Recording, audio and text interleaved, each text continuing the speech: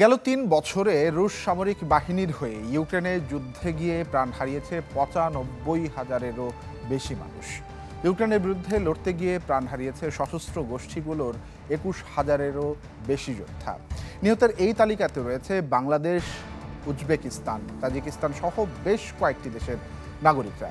নামমাত্র প্রশিক্ষণ দিয়ে যাদেরকে পাঠানো হয়েছিল যুদ্ধে, অপরিচিত যুদ্ধক্ষেত্রে লড়তে গিয়ে প্রাণ গেছে রাশিয়ার হয়ে যুদ্ধে যাওয়া উত্তর কোরিয়ার বহু সেনা সদস্যের।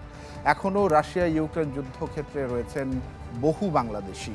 সেনা ক্যাম্পে কাজের কথা বলে নেওয়া হলেও জোর করে তাদেরকে পাঠানো হয় যুদ্ধে, যাদের বেশ কয়েকজন আহত অবস্থাতে ভর্তি রয়েছেন হাসপাতালে। দেশে ফিরতে সরকারি হস্তক্ষেপ চাইছেন ভুক্তভোগীরা।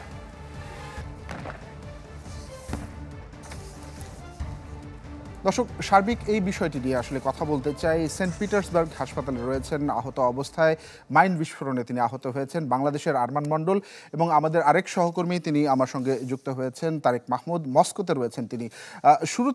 শুরু করতে চাই আরমান মণ্ডল আপনাকে দিয়ে।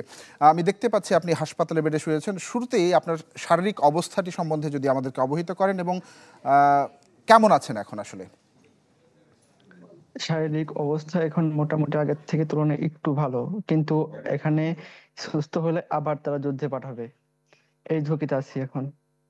এখন আপনি যে কথাগুলো আমাদেরকে এর আগে বলেছিলেন, আপনার সাথে এর আগেও আমাদের কথা হয়েছে, সেক্ষেত্রে সুস্থ আপনি এখন বলছেন অনেকটাই সুস্থ। সেক্ষেত্রে আপনাকে সেনা ক্যাম্পে কাজ করবার কথা বলে নিয়ে যাওয়া হয়েছিল, নাকি অন্য কোনো যুদ্ধক্ষেত্রে কাজ করবার কথা বলে নিয়ে যাওয়া হয়েছিল? চুক্তিটি সেনা কি ছিল? ক্যাম্পে কাজের কথা, আমার চুক্তি ছিল সেনা ক্যাম্পে কাজের কথা বলে নিয়ে আসছিল বাংলাদেশ থেকে। আচ্ছা, এখন কি তারা কিন্তু আপনাকে এখানে আবারও যুদ্ধক্ষেত্রে যাবার জন্য প্রস্তুত করছে, এরকম কিছু কি আপনি আভাস পাচ্ছেন বা অনুমান করছেন, নাকি আপনি এখন দেশে ফিরে হ্যাঁ, আসতে এখানে চাইছেন? এখন দেশে ফিরে আসতে চাচ্ছি। আচ্ছা, সেক্ষেত্রে আপনার সাথে যে প্রতিশ্রুত যে সকল বেতন ভাতার কথা বলা হয়েছিল, সেগুলো কি আপনি ঠিকঠাক মতো পাচ্ছেন? না, এখানে আমাকে কিছু দেয়নি, সব মানে আমার যারা এখানে দালাল নিয়ে আসছিল সব টাকা দালাল আর কি নিয়ে নিচ্ছে সবকিছু। আপনারা কোনো বেতন ভাতা পাচ্ছেন না? না, আমরা কিচ্ছু পাচ্ছি না। আচ্ছা, সেক্ষেত্রে আপনারা বাংলাদেশ দূতাবাসের কি শরণাপন্ন হয়েছিলেন? হ্যাঁ, আমি বাংলাদেশ দূতাবাসের সাথে মস্কো দূতাবাসের সাথে কথা বলতে চাচ্ছি এবং তাদের কাছে ফোন দিচ্ছি, কিন্তু তারা আমাদের কথা শুনতে চায় না। কেন শুনতে চাচ্ছেন না? তারা কি বলছে? তারা কি ফোন রিসিভই করছে না, নাকি কোনো প্রকার যোগাযোগই করা হচ্ছে না আপনাদের সঙ্গে?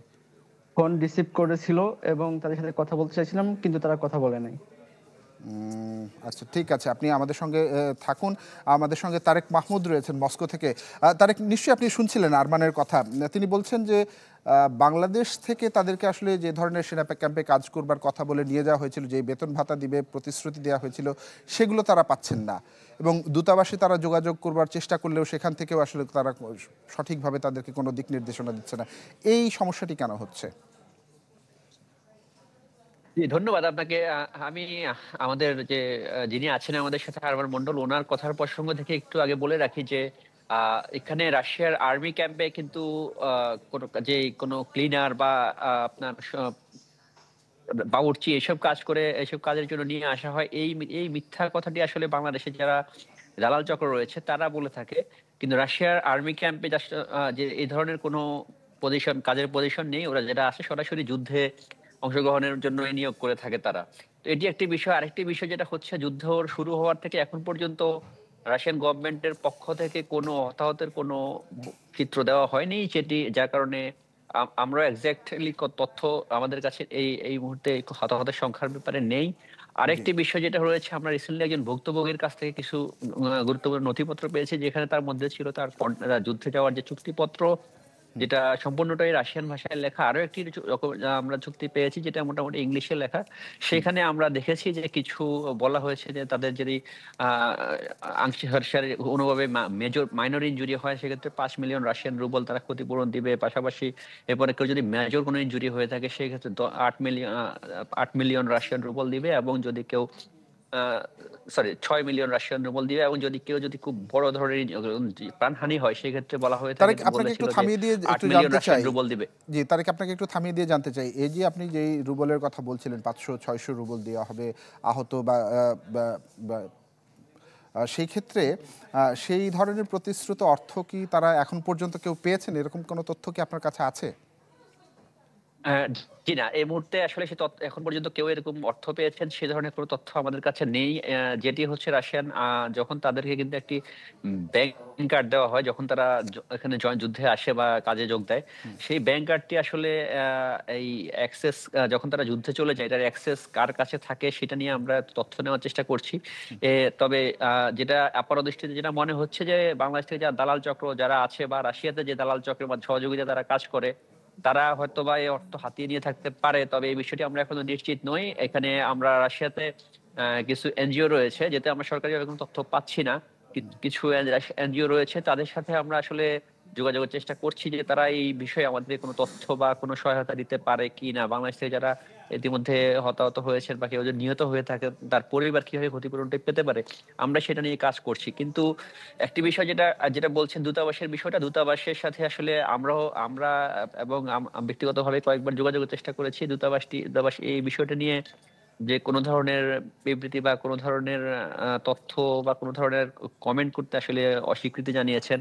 তো এই দূতাবাসের কাছ থেকে আসলে যারা ভুক্তভোগী তারাও কোনো সহায়তা পায়নি এখন পর্যন্ত, বা আমরা কোনো তথ্য চেয়েছিলাম আমরা জি। সেটাও তাদের কাছ থেকে পাইনি।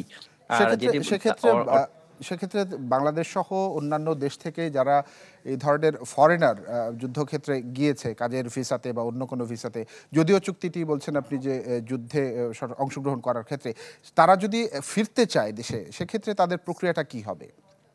আরমান যেমন দেখুন ফিরতে আমরা চাইছেন, যদি সে এখন চাইছেন দেশে ফিরে আসতে, সেক্ষেত্রে সে কোথায় শরণাপন্ন হবে, সে কোথায় সাহায্যটা পাবে?